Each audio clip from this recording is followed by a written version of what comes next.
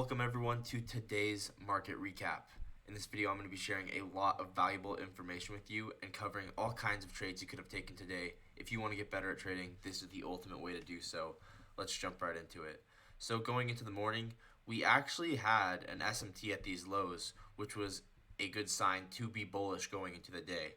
And you can see here, if I pull up our session highs and lows, you can see we swept Asia's lows, got manipulation below Asia's lows. You can see how this is manipulation. Usually Asia forms an accumulation range, and then we get distribution to the upside.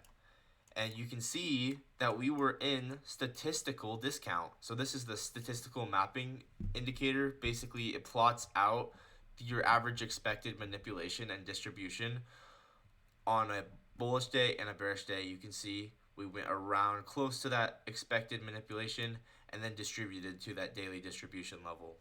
So, thought I would share that. But let's get into the specifics of the trades you could have taken today. So, like I said, we had that manipulation below Asia's lows. You can see that right here. Here's that manipulation below Asia's lows. And at this point, this was the very first trade of the day that you probably could have taken. This was way early in the morning, but you could have taken this. We got a 3-minute or a 5-minute inverse fair value gap. Either one would have worked. And you can see how this signature in price is so powerful. You get a boom, boom right after taking out Asia's lows. That's the signature in price you're looking for. You enter. Where is it? You enter here. Stop loss at the low of the wick of the candle of the old fair value gap. So it'd be this one right here.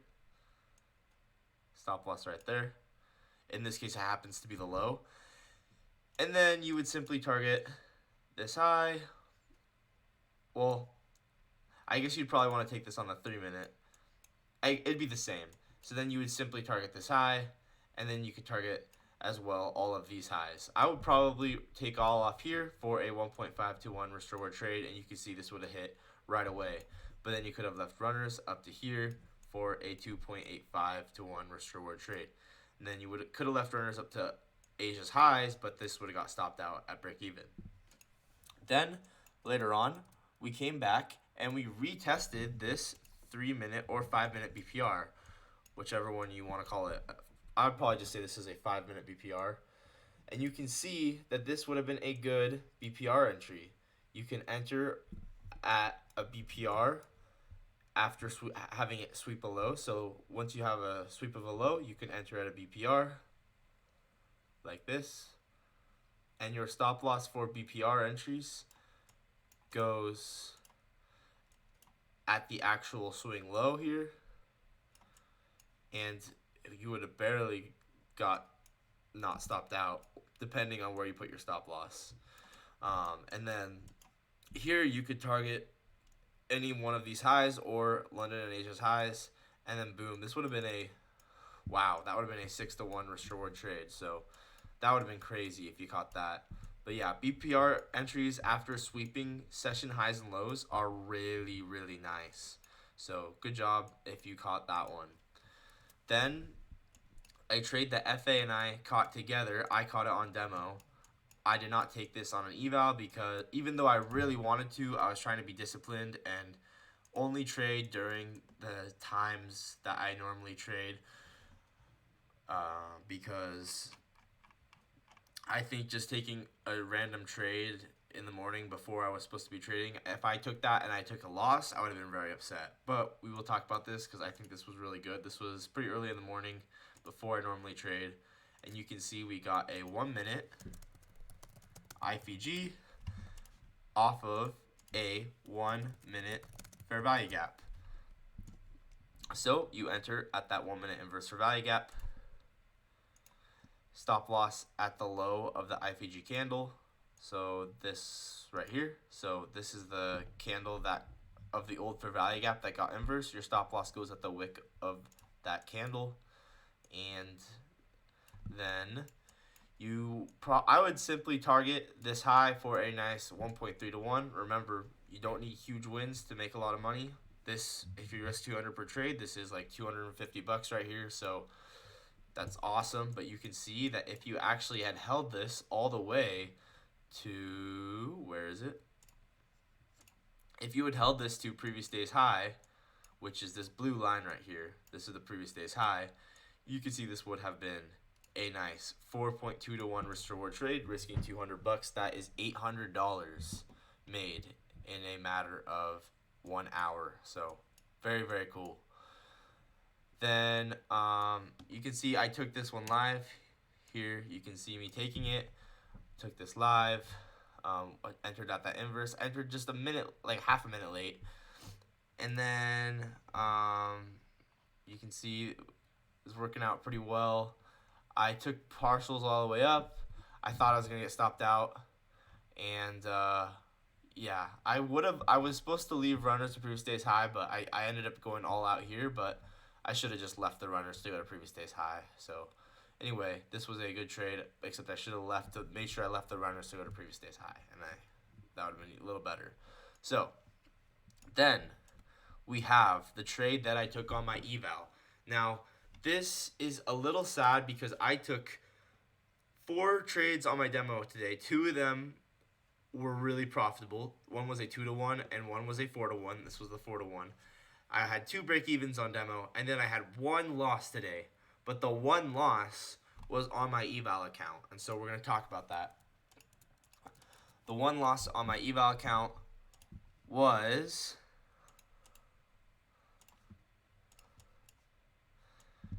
targeting this low resistance liquidity. So Dodgy took the same trade, so we're going to talk about it from Dodgy's point of view first.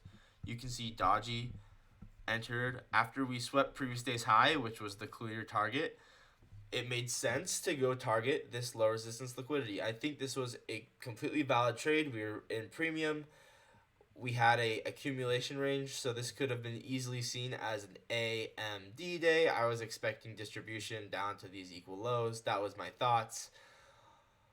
But you really, really have to remember the higher time frame narrative. Although I wanted to see those equal lows get hit, we were within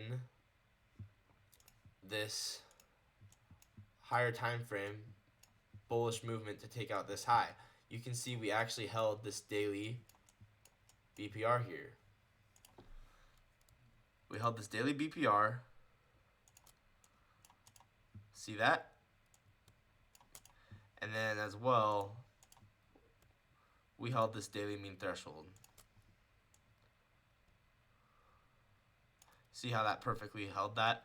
So we're in a bullish model to go take out this high.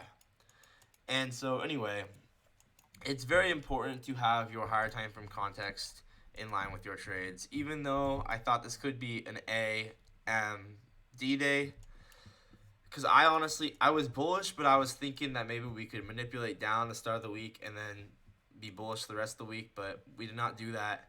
And it's hard when the market goes straight up. It's hard to get in, but it's whatever. I took this loss.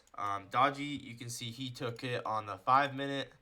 That's probably the better way to take it. So using I would use 2 candles as one here, and I guess you could have your stop loss above this, or you could have it above this, depending on how you want to do this. But yeah, this is a 5 minute inverse, and then break even, quick and easy stop loss to break even. I think it was a fine trade. Unfortunately, it instantly stopped us out, and you can see I took this as well. But I took this on the lower time frame because I was looking for a more precise entry. I was looking at this 1 minute fair value gap. I said if we broke this 1 minute fair value gap, I thought this would be good. We did end up breaking it. Now this isn't the nicest looking candle close, so I maybe should have kept that in mind. Well, that's not what I wanted to do. This isn't the nicest candle close. You see how we wick down and we take out this low with that wick. That maybe should have stopped me from entering this trade. That was a red flag, but it's whatever. So I had TP1 here, TP1 here, TP2 here, and then TP3 at the end of the LRLR. And then as well, I knew that we could probably keep running down and then take out these equal lows here.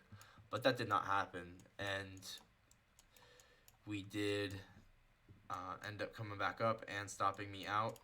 And you know what? That's okay. I think this was an okay loss. So, but I think more precise entry would have been this 5-minute one like Dodgy took. This probably would have been more precise because let's say that 1 minute closed below, but the 5-minute didn't, then that would have been an issue, right?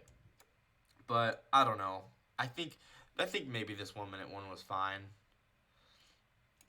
Right here, I think the 1 minute one was fine. The only issue with the 1 minute one is it closed so far low, and at the same time it took out this low. So that maybe should have been a red flag. But I still wanted to give it a shot. You can see then we had quite a few more opportunities. We had a 5-minute breaker block. Here you can see this 5-minute breaker block overlapping with this 5-minute fair value gap. This is a entry point for longs. So you can see here's that fair value gap. Here's this breaker block. You can enter either at the fair value gap or the breaker block with your stop loss below the breaker block. And wow, this would have been an amazing trade, like 10, 20 to 1 if you wanted it to be, but simply I would have targeted some highs over here. Maybe I think previous week's highs here somewhere. I would have probably just targeted that.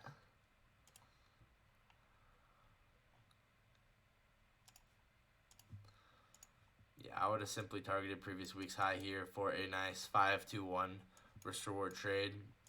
So that would have been really, really good.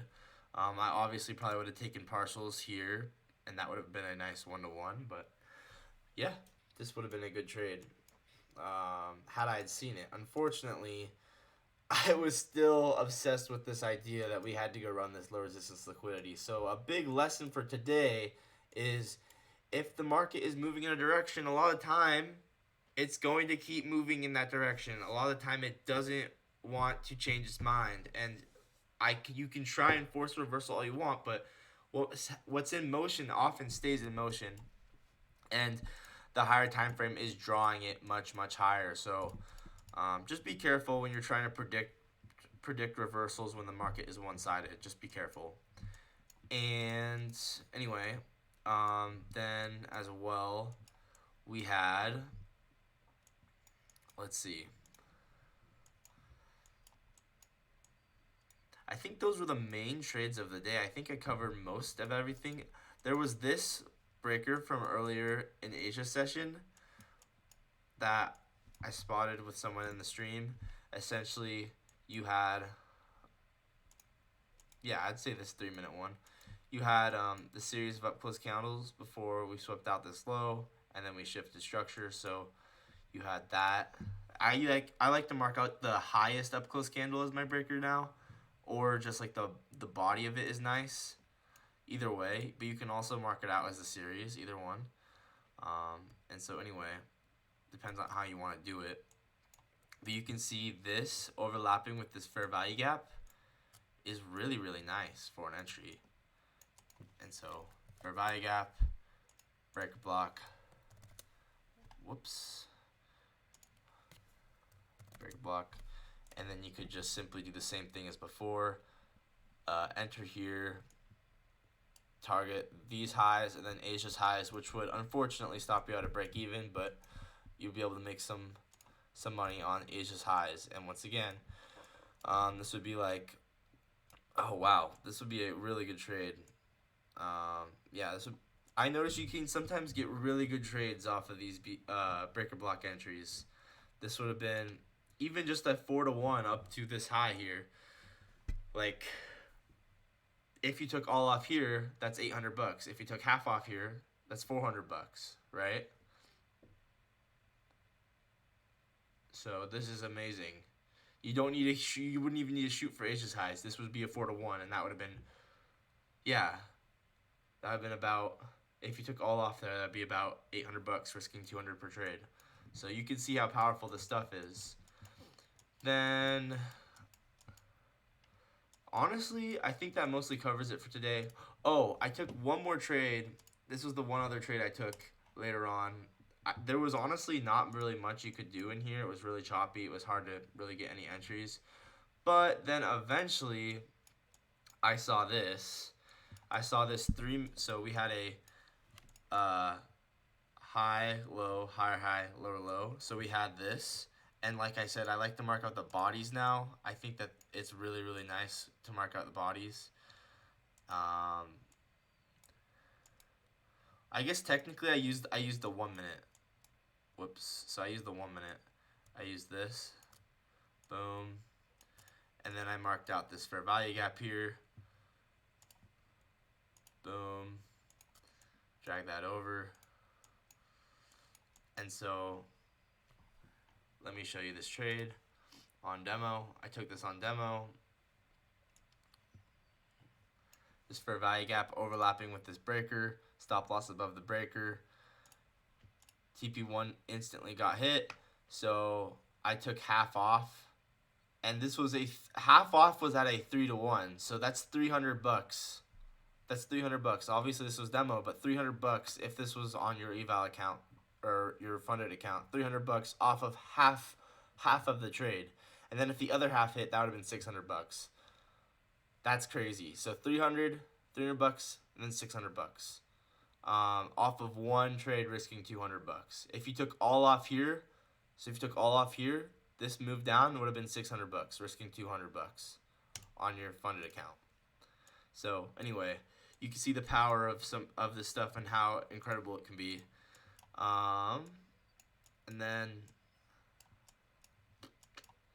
yeah, TP1 here, stop loss to break even. That's $300, and then I had the rest to go to here, but unfortunately TP1 got hit, and then stop loss to break even was hit. So yeah, hopefully you guys enjoyed this video. I will see you guys in the next one.